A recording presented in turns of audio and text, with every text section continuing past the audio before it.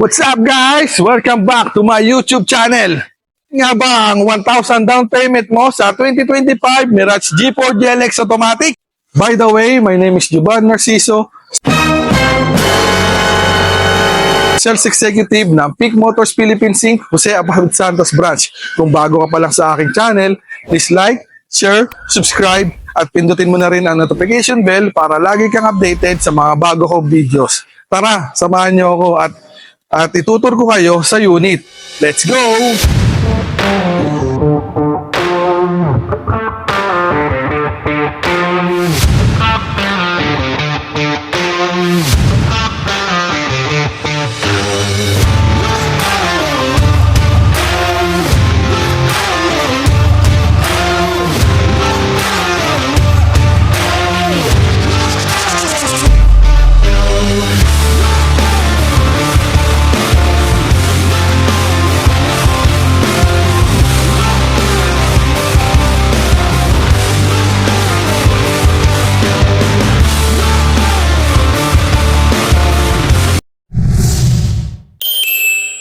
Ito ang ating 2025 Mirage G4 unit. So, meron siyang tatlong variant. Yung isa is GLX manual, yung isa is GLX CVT, at yung isa naman ay ang GLS CVT. So, ngayon guys, itur ko kayo sa ating 2025 Mirage G4 GLX CVT. So, kung mapapansin nyo, ang design ng kanyang front grille is di na nalalayo sa mga expander at Montero. Yan ay tinatawag na dynamic shield concept design. Yan. Tapos, ang ilaw niya is halogen lamps. Then, yung fog lamp niya ay ready. So, sa 2025 Mirage G4 GLS CVT siya equipped.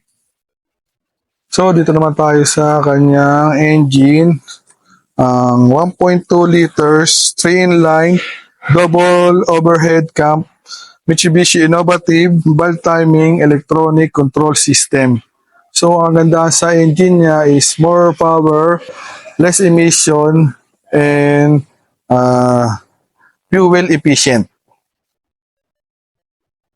All variant ng Mirage G4 ay 15-inch alloy wheels. So, ito yung ilaw ng fender light.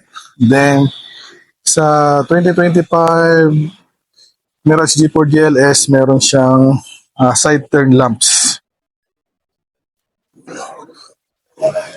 And sa kanya is key operation.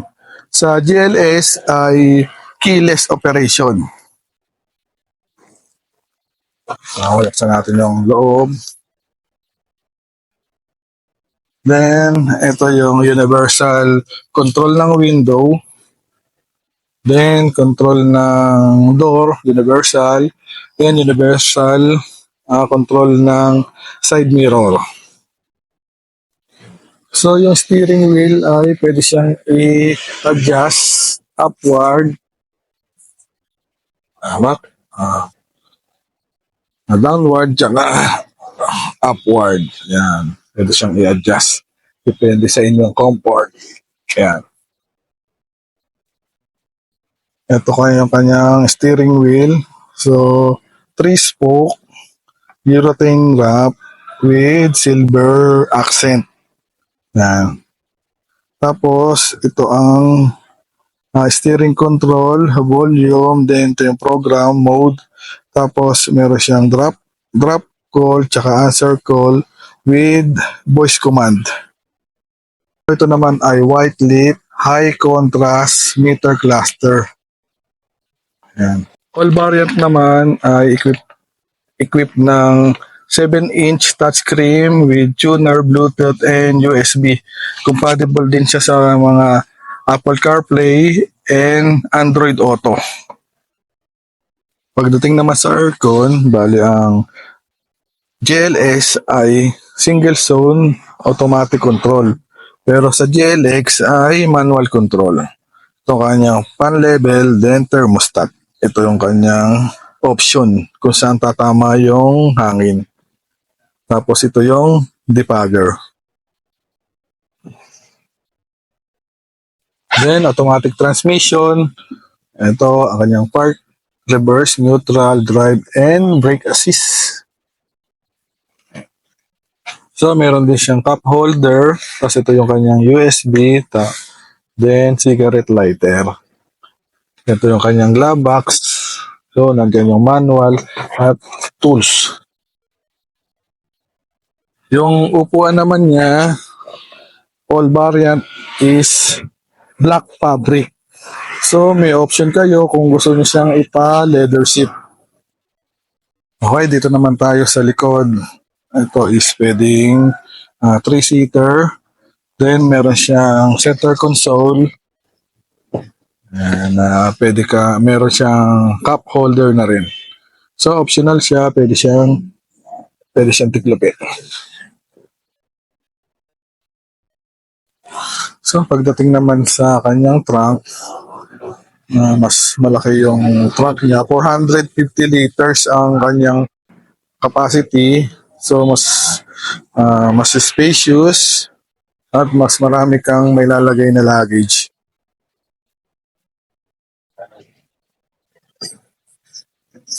Then, dito rin nakalagay yung kanyang reserve. Then, pag G4 GLS naman, keyless siya. Then, meron siyang rear camera.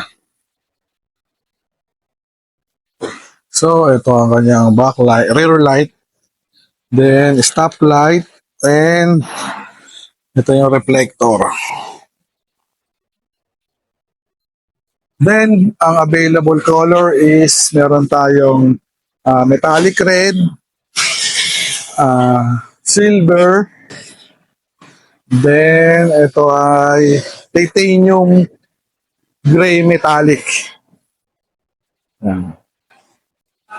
So, ang price niyan, ang 2025 Mirage G4 GLX manual ay 769,000.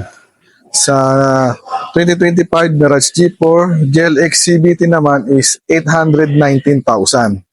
Sa 2025 Mirage G4 GLS CVT naman is 899,000. Bali itong 2025 Mirage G4 GLX CVT, naka-promo siya ng 1,000 down payment. Tapos meron ka pang option na free 2 months amortization. Then meron ka pang option 1 para sa mga previous na accessories, or meron kang 10,000 cashback sa option 2. Magmula sa features, freebies, at promo, sulit na sulit talaga. So kung meron kang comment, suggestion, or kung gusto mong mag-inquire, mag-chat ka lang sa link na to, mag-leave ka ng comment, or mag-message ka sa direct sa aking FB Messenger or sa aking Globe, Viber, WhatsApp number na nakapost dyan sa screen. So hanggang dito na lang. Maraming salamat. Thank you for watching. Bye!